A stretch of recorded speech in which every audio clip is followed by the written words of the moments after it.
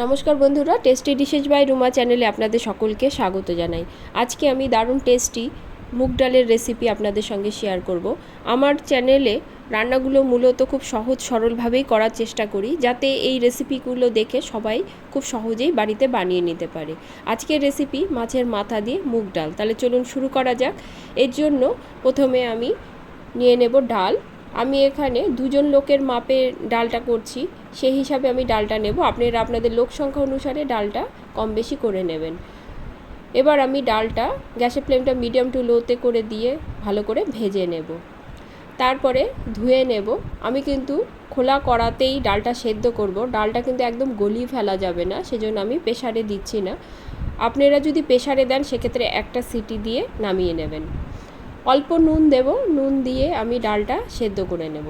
ডালের উপরে যে ফেনাটা থাকে এটা অবশ্যই ফেলে দেবেন, এই ফেনাতেই কিন্তু ইউরিক অ্যাসিডের মাত্রাটা বেড়ে যায়। ডালটা একটু গোটা গোটা রেখে সেদ্ধ করতে হবে। দেখুন আমি দেখিয়ে দিচ্ছি যে ডালটা কীরকমভাবে সেদ্ধ করতে হবে। ঠিক এই রকম গোটা গোটা রেখেই ডালটা সেদ্ধ করতে হবে। ডালটা আমার সেদ্ধ হয়ে গেছে, এবার আমি নামিয়ে রাখবো। রান্নাটি করার জন্য এখানে আমি মাছের মাথা নিয়েছি এবং এক পিস মাছ নিয়েছি। মাছের মাথাগুলো ভালো করে ধুয়ে নেব, তারপরে নুন এবং হলুদ দিয়ে ভালো করে মাখিয়ে নেব। মুগ ডাল মাছের মাথা দিয়ে করতে গেলে মাথার পরিমাণটা একটু বেশি দিলে খেতে কিন্তু ভালো হয়, আর মাছের মাথার পরিমাণটা যদি একটু বেশি হয় তাহলে তো আরও ভালো। রান্নাটি করার জন্য একটু কড়া বসিয়ে দেবো, দিয়ে দেবো সর্ষের তেল। তেলের পরিমাণটা আমি একটু বেশিই দেব।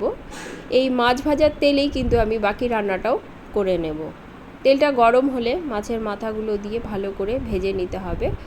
মাছের মাথাটা কিন্তু অবশ্যই ভালো করে ভাজতে হবে। গ্যাসের ফ্লেমটা লোতে করে দিয়ে আমি ভালো করে লাল লাল করে ভেজে নেব। মাছের মাথা যদি কাঁচা থাকে সেক্ষেত্রে কিন্তু একটা আষ্টে গন্ধ ডালের মধ্যে করতে পারে। আমার দেখুন মাথাটা কিন্তু বেশ লাল লাল হয়ে গেছে। আমি এবার মাছগুলো তুলে নেব। মাছের মাথাগুলো তুলে নিয়ে এই তেলেই আমি ফোড়ন দেব। ফোড়নে দেব তেজপাতা, শুকনো লঙ্কা, গোটা জিরে এবং গোটা গরম মশলা। গোটা গরম মশলার মধ্যে আমি নিয়েছি দারচিনি, এলাচ এবং লবঙ্গ। এবার দুটো মাঝারি মাপের পেঁয়াজ ঝুরি করে কেটে নিয়েছিলাম, সেটা আমি দিয়ে দেব। অনেকে পেঁয়াজ দেন না, সেক্ষেত্রে পেঁয়াজটা স্কিপ করতে পারেন। তবে আমি মাছের দিয়ে যদি ডালটা করি সেক্ষেত্রে আমি পেঁয়াজ দিয়ে থাকি, এতে টেস্টটা কিন্তু খুব ভালো আসে। পেঁয়াজটা যখন বেশ মজে আসবে তখন আমি এর মধ্যে দিয়ে দেব আদা বাটা।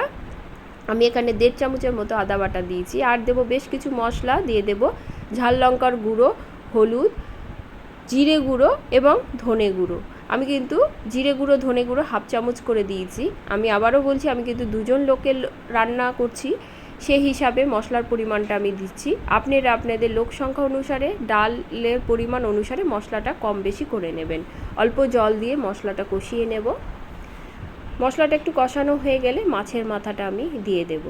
মাছের মাথাটা দিয়ে কিন্তু আরও মিনিট 5 মতো মশলার সঙ্গে ভালো করে কষাতে হবে। মশলার ফ্লেভারটা মাছে এবং মাছের ফ্লেভারটা মশলাতে চলে যায় যাতে, সেজন্য আমি ঢাকা দিয়ে আরও 2 মিনিটের মতো লো স্টিমে রান্না করে নেব। এতে মাছের মাথাটাও কিন্তু আমার সুন্দরভাবে সেদ্ধ হয়ে যাবে। দেখুন মশলাটা কিন্তু সুন্দরভাবে কষানো হয়ে গেছে, আর মাথাগুলো কিন্তু অনেকটাই সেদ্ধ হয়ে গেছে। 2 থেকে 3 মিনিট হয়ে গেছে। এবার আমি সেদ্ধ করে রাখা ডালটা এর মধ্যে ঢেলে দেব। ভালো করে মিশিয়ে নিব। মিশিয়ে নিয়ে ডালটা আমি ফুটতে দেব। ডালটা কিন্তু আমার ফুটে উঠেছে। এবার দিয়ে দেব স্বাদ অনুসারে চিনি। চিনিটা দিলে টেস্টটা কিন্তু খুব ভালো আসে, তবে যারা চিনি খেতে পছন্দ করেন না তারা চিনিটা স্কিপ করতে পারেন। চিনিটা দিয়ে আবারও ভালো করে মিশিয়ে নেব। ঝালের জন্য 2 থেকে 3টে কাঁচা লঙ্কা চিড়ে এর মধ্যে দিয়ে দেব। ঢাকা দিয়ে 5 মিনিটের মতো মিডিয়াম টু লো স্টিমে রান্না করে নেব। 5 মিনিট পরে ঢাকা খুলে দেখে নেব। দেখুন ডালটা কিন্তু কমে এসেছে, আর মাছের মাথাটা কিন্তু পুরোপুরি সেদ্ধ হয়ে গেছে। কালারটাও কিন্তু ডালের পাল্টে গেছে।